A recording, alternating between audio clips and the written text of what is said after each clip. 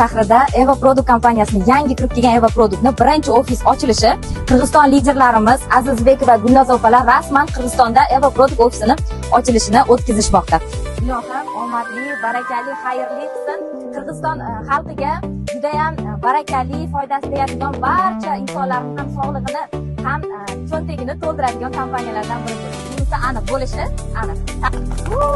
Eva Product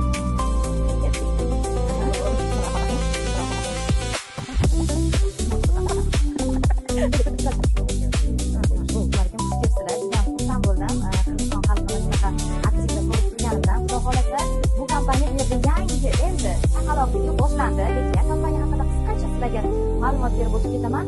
Bilishinglar uchun kompaniya Eva Product rossiyskiy kompaniya Novosibirskda o'zini katta zavod fabrikalariga ega bo'lib, yangi tashkil topgan kompaniya. Kompaniya juda ham qisqa vaqt ichida jahon dunyo bozoriga rekord darajasida ko'tara olgan kompaniya.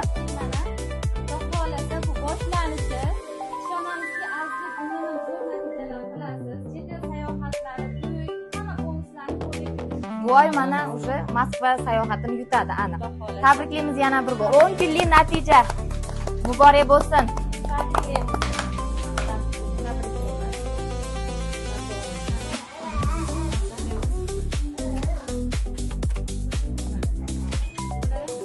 Imzo yaqindan kelgan insonlarimiz, bizni kuzatuvchilarimiz Eva Product kompaniyasidan Xayrog'och kiyim-kechak magazinimizga taklif tushdi. Bizda ishlab ko'ringlar degan. Shuni kompaniyani birato'la hammasini o'qib chiqib,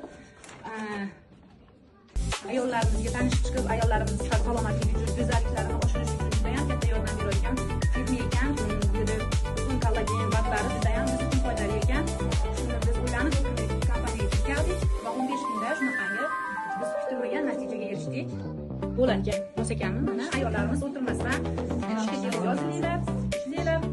Eva Productga kirib kelgan har bir inson mana shunaqa natijalarni qila oladi. 12 kunda qila olgan, qolgan insonlar 1 oy, 2 oy, vaholankidan ham ko'proq vaqt qilgan, lekin albatta erisha olasizlar. Eva Product kompaniyasida Eva Product kompaniyasida nafaqat pul,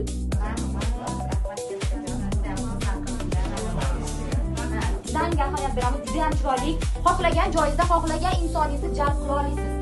ko'rganlar bo'yicha to'xtalib o'tmoqchiman. Ya'ni sizlarga qiziqib qanaqa mahsulotlar borligiga to'g'ri